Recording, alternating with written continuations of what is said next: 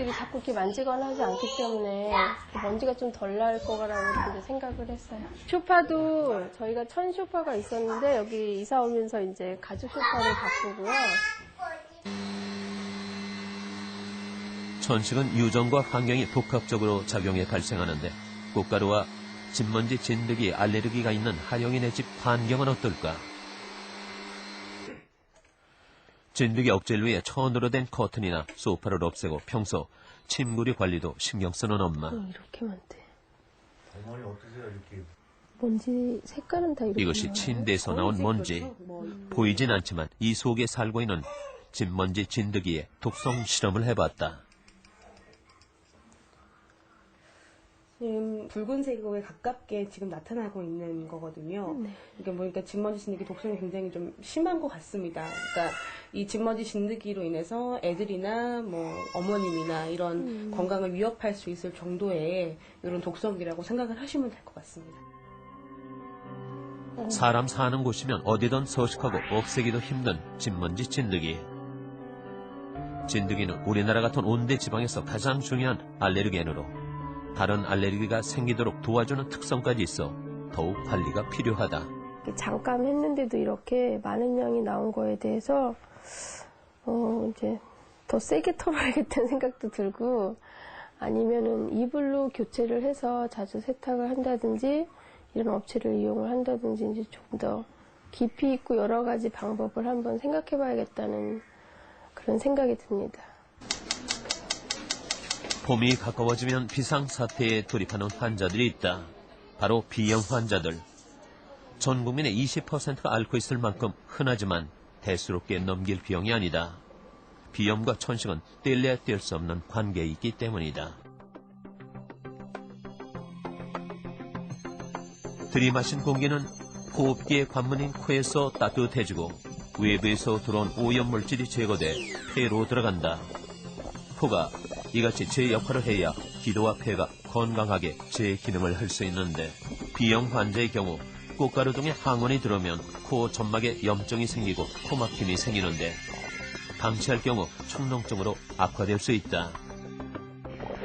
항원이 들어왔을 때 신체 부위에 따라 알레르기 반응이 나타나기도 하는데 피부로 올 경우는 두드러기나 아토피 피부염이 되는 것이다.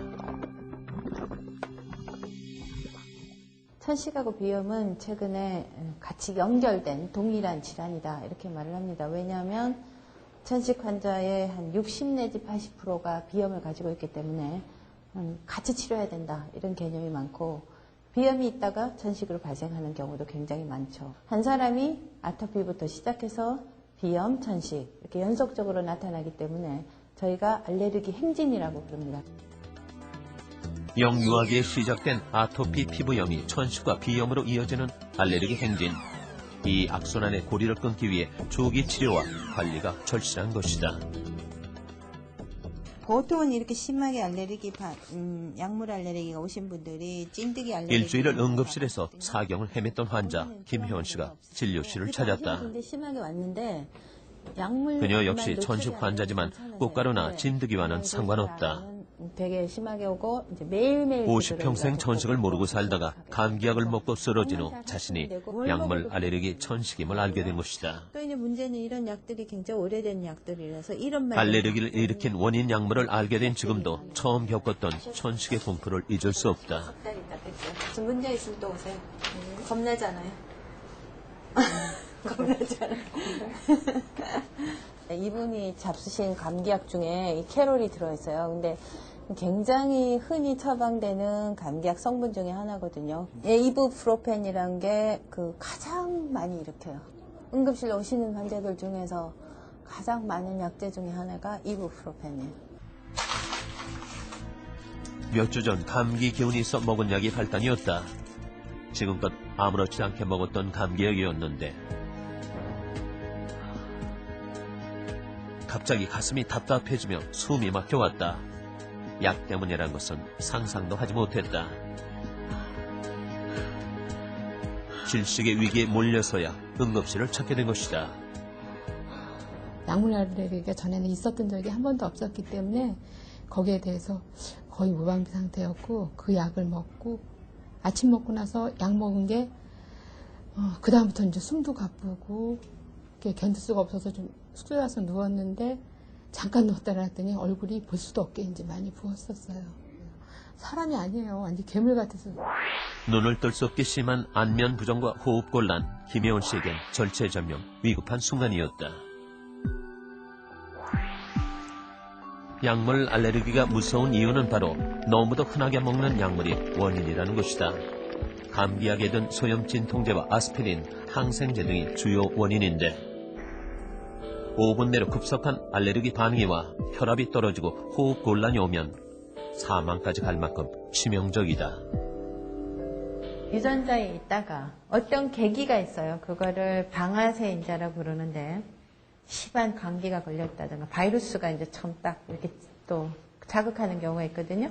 한 심한 감기가 걸렸거나 아주 스트레스를 받았다든가 아주 알레르기가 많은 물질에 노출되거나 딱 이렇게 계기가 있어요. 무리가 됐다든 그러면 잠재되어 있다가 바깥으로 튀어나오는 거죠.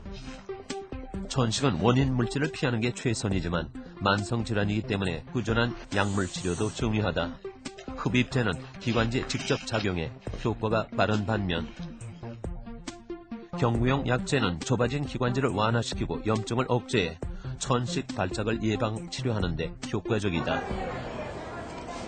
약물 알레르기 천식이 있다면 식생활에서도 조심해야 할 것들이 많다. 건강을 위해 먹는 야채와 과일이 치명타가 될 수 있기 때문이다. 야, 이쁜 걸로 골라봐, 일로 와. 자연 상태 식품 속에도 약물 알레르기를 악화시키는 원인 물질이 숨어 있기 때문이다. 봉지가. 살리실산은 아스피린의 주된 성분으로 약물 알레르기 환자들이 피해야 하는 물질이다. 딸기나 오렌지, 포도, 파인애플 등 과일과 브로콜리나 오이 등 야채에 함유되어 있는데 비록 소량이지만 천식을 악화시키기 때문이다. 땅콩이나 호두 같은 견과류도 피해야 할 식품.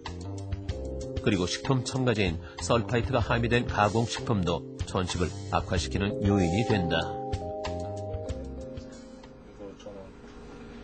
알레르기 천식 치료가 어려운 것은 환자마다 원인 물질이 백인 백색 다 다르다는 것이다. 원인 물질을 찾는 것이 의사에겐 가장